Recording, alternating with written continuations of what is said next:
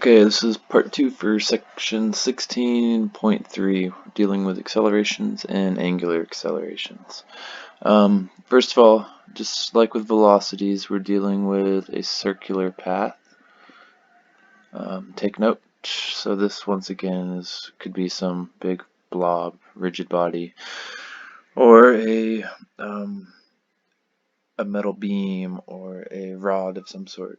But circular paths, if you remember, have normal and tangential components of acceleration.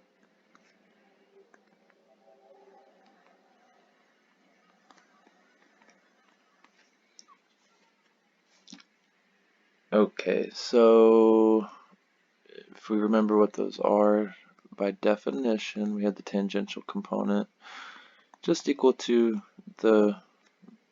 basically the linear velocity, right? We also had the normal component as v squared over rho. Alright, well let's let rho equal r.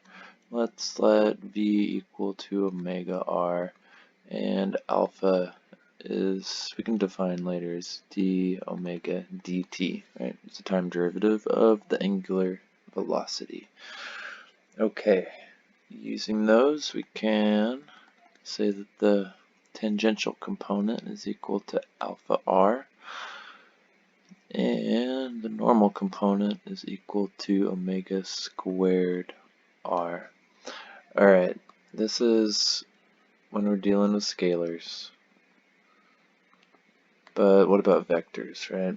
This before was with some r, with a velocity with a nice 90-degree angle, right? Well, that's not the case. Our velocity, our acceleration,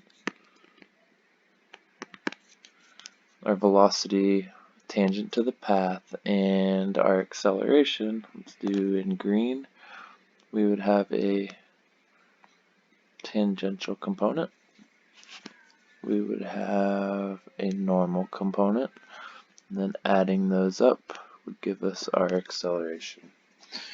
Alright, remember we can find the velocity from omega crossed r of p.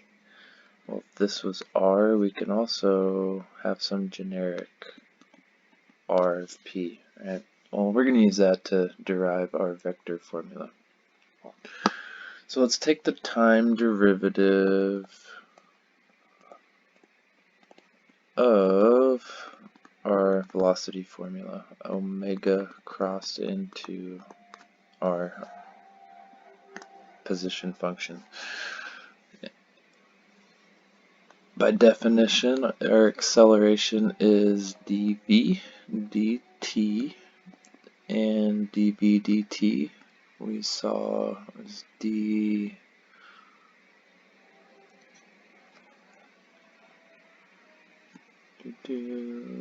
omega, yeah, there we go, dt crossed into rp plus an omega crossed into dr p with respect to t. Okay, taking the time derivative gives this, but it kind of doesn't mean much yet. We need to check out and realize that this is actually alpha, and this is actually our definition, omega crossed rp. So rewriting this gives me formula for acceleration. We have alpha crossed r of p. We have vector, this other term, then omega. Well, this itself is omega crossed r, so we get omega crossed r. That's where the omega squared r comes from. If you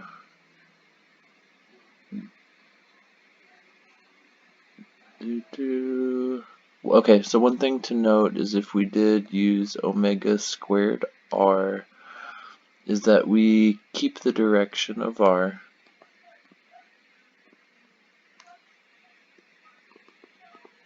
and it has direction equal to minus r, if you remember, right? So if we're going around a circular path, it has some normal component, some tangential component and some normal component at 90-degree angles to each other.